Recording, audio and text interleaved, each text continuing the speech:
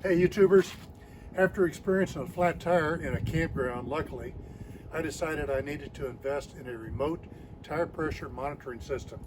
So I bought this one online. It's one of the more economical versions. There's several out there, and we thought we'd give it a try. All right, so we'll see if we can get this thing installed. Let's see what we've got.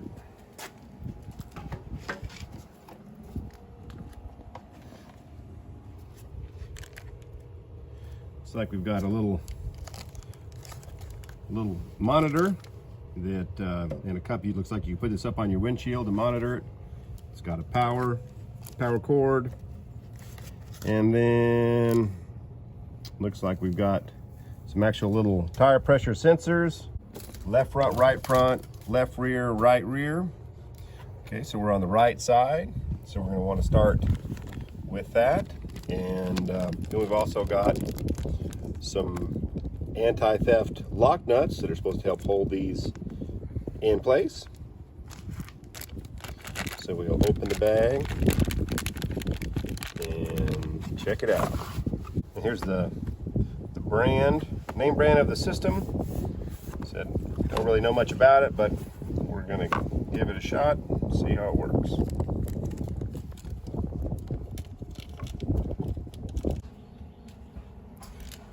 Okay, before I put the monitoring sensors on, I'm going to make sure that the tires are all set to 80 psi. That's the rating for these tires for the max load.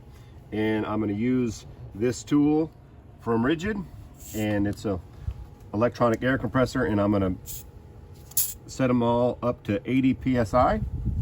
And you just set what your pressure wants to be, and we've got it set for 80.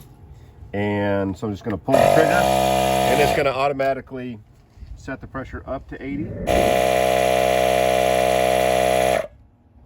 As you can see now, this tire is set to 80 psi, and this tool just, we had it on the auto feature, and it automatically pumped it up to that and cut off. So that's just a really cool feature. And I'm going to go ahead and get the rest of the wheels, the rest of the tires pumped up to 80 psi, then we'll be ready to install the sensors. All right, we'll go ahead and get started on the install.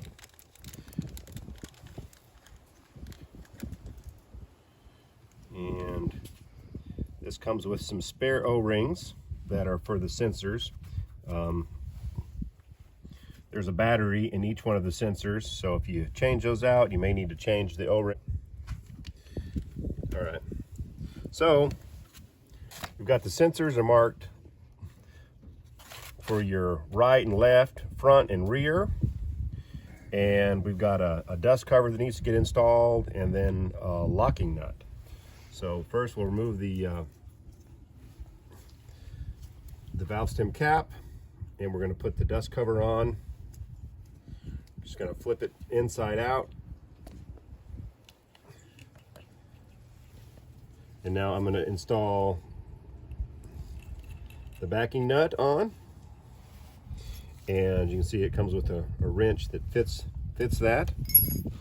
And we're going to put the sensor on for the right rear. And there's going to be a little air leaking. It stopped. We're just going to get it snug down with our fingers.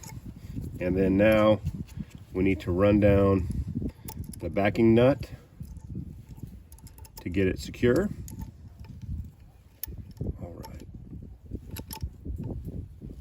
We've got it secure, and then now we're going to need to do a little bit of a leak test on here, just to look and make sure that we don't have any leaks. And if we did have any leaks, we should see that soapy water, some big air bubbles and things coming from there. So it's looking good. So we'll go ahead and put our dust cover over our sensor. And then now we're ready to move on to the next one.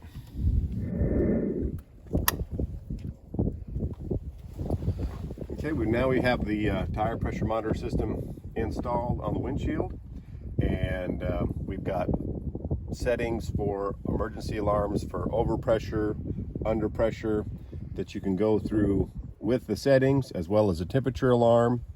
and then to calibrate it, to read the sensors, it needs to be pulled at over 20 miles an hour. So we'll have to do that when we get the camper hooked up on the next trip.